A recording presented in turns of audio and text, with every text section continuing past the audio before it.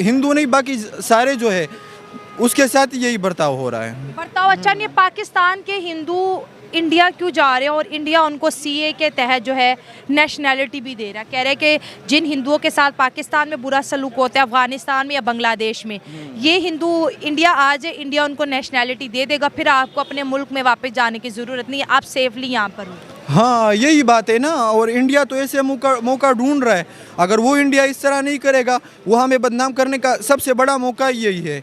अगर यहाँ पे ये हालात रहेंगे तो आप देख लेना कि पाकिस्तान में इन्वेस्टमेंट्स भी नहीं आनी, आपको पता है। अच्छा, हाँ, माइनॉरिटीज जाएंगे तो इन्वेस्टमेंट नहीं आएगी। इन्वेस्टमेंट भी नहीं आएगी ना। लोग कहेंगे कि यहाँ पे इंतहा पसंद ज़्यादा रहते हैं। अगर इंतहा पसंद रहते हैं तो बार बार छोटी छोटी बातों पे दंगा फसाद हो जाते हैं। जिस तरह यहाँ पे KPK में एक जगह पे वो मंदिर भी जलाया हुआ था, तो इसी वजह से फिर इन्वेस्टमेंट भी नहीं आएंगे और हम इसी तरह पीछे रहेंगे। एक्सट्रीमिज्म क्यों बढ़ रही है लोगों के अंदर दूसरे मजहबों को लेके? कभी सिख बेचारे पेशावर में मारे जाते हैं, कभी जो है हिंदू बच्चियां घर से उठाई जाती हैं, कभी मंदिरों पे अटैक हो जाता है।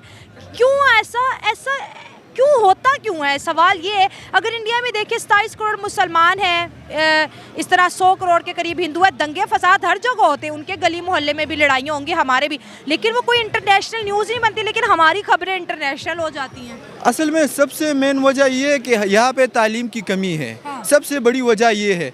अगर एक बंदे में तालीम होगी तो वो इंटेलेक्चुअल होगा, वो खुद सोच सकता है।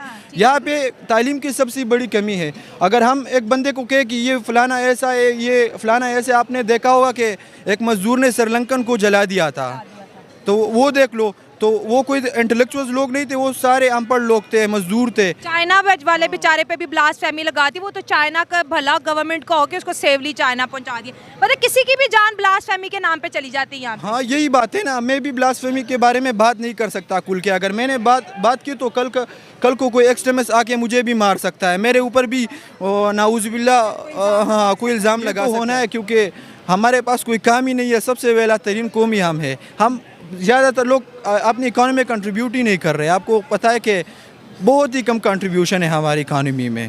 हालांकि करनी चाहिए। ये मुल्क जवानों का मुल्क है, हमारे मुल्क में बूढ़े बहुत कम है, बहुत कम है, जवान ज़्यादा है, लेकिन कंट्रीब्यूशन ज़ीरो है जवानों का।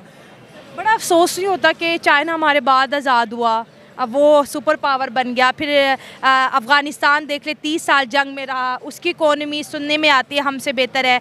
इंडिया 1947 में बंटवारा हुआ, वो टॉप 5 में खड़ा है।